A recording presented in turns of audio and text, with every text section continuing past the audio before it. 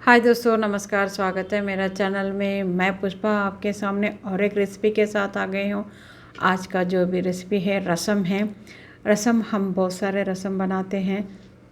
इमली का रसम बनाते हैं, टमाटर का रसम बनाते हैं, कच्चा आम का रसम बनाते हैं, पानी का रस बनाते हैं।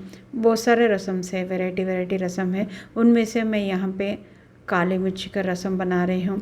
उसके लिए जो हमें चाहिए काली मिर्च, जीरा, लहसुन, प्याज, टमाटर और इमली।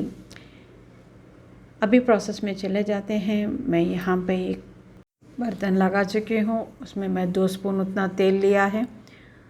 तेल गरम होते ही उसमें जीरा और राई 2 मिला के 1 चम्मच डाल दिया है और थोड़ा सा हींग भी डाल दी हूँ। हींग ऑप्शनल है, मगर हींग डालो तो रसम में बहुत अच्छा टेस्ट भी आता है और अच्छा स्मेल भी आता है, इसलिए ज़रूर डालिए। पहले प्याज को अच्छा सा फ्राई होने देते हैं। प्याज फ्राई हो रहा है, उसी टाइम में मैं 5 लाल मिर्ची डाल दिया है। लाल मिर्ची डालने से अच्छा टेस्ट भी आता है। अभी जो तेल में भूनते हैं ना लाल मिर्ची, बहुत अच्छा टेस्ट रहता है। लाल मिर्ची भी फ्राई हो चुका है। अभी मैं यहाँ पे जीरा, लहसुन और काली मिर्च इन तीनों को अच्छा दरदरा कूट लिया है। देखिए, उसको भी अच्छा सा फ्राई कर लेते हैं।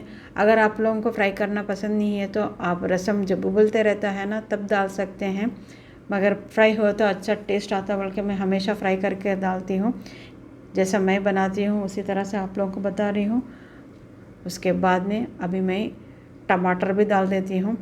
टमाटर को डाल के 1 मिनट तक अच्छा इसको फ्राई कर लेते हैं। ढक्कन लगा के 1 मिनट तक इसको अच्छा फ्राई कर चुके हैं। अब एक बार चेक कर लेते हैं। टमाटर तो पक चुका है।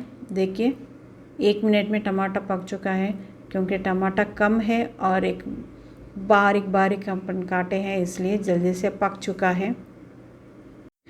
अब इसी टाइम में मैं 1 पाव चम्मच उतना हल्दी पाउडर डालती हूँ। पाव चम्मच से भी कम है, पाव चम्मच उतना भी नहीं है, पाव चम्मच से कम है।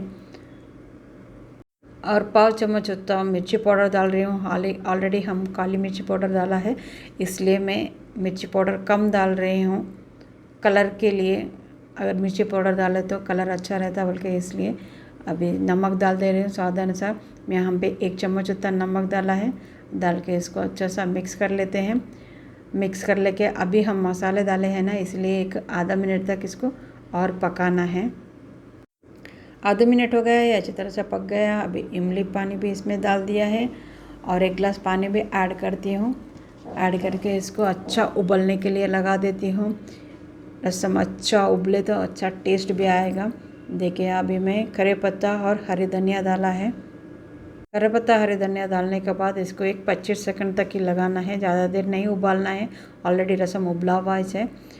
देखिए, अभी मैं सर्विंग बाउल में सर्व कर रही हूँ। देखिए कितना अच्छा दिख रहा है, बहुत अच्छा दिख रहा है। यकीन माने उतना अच्छा टेस्ट रहता है। आप लोग टेस्ट करिए, बना के टेस्ट करिए। उसके बाद में कमेंट बॉक्स में बताइए कैसा बना है।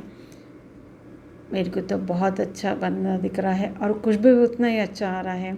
अगर आप लोगों को पसंद आए तो लाइक कीजिए, शेयर कीजिए, सब्सक्राइब कीजिए और बेल आइकन दबाना भूलिए मत, जो भी वीडियो मैं बनाऊंगी ताकि आप लोगों तक पहुंच सके। अगर आप लोगों को मेरा वीडियो पसंद आए तो आप लोग भी ज़रूर ट्राई कीजिए। ट्राई करके कमेंट बॉक्स में ज़रूर बताइए। देखिए कितना अच्छा दिख रहा है। खाना हम पूरा खाने के बाद जो लास्ट में दही से पहले खाते हैं रसम, उसका टेस्ट ही अलग रहता है।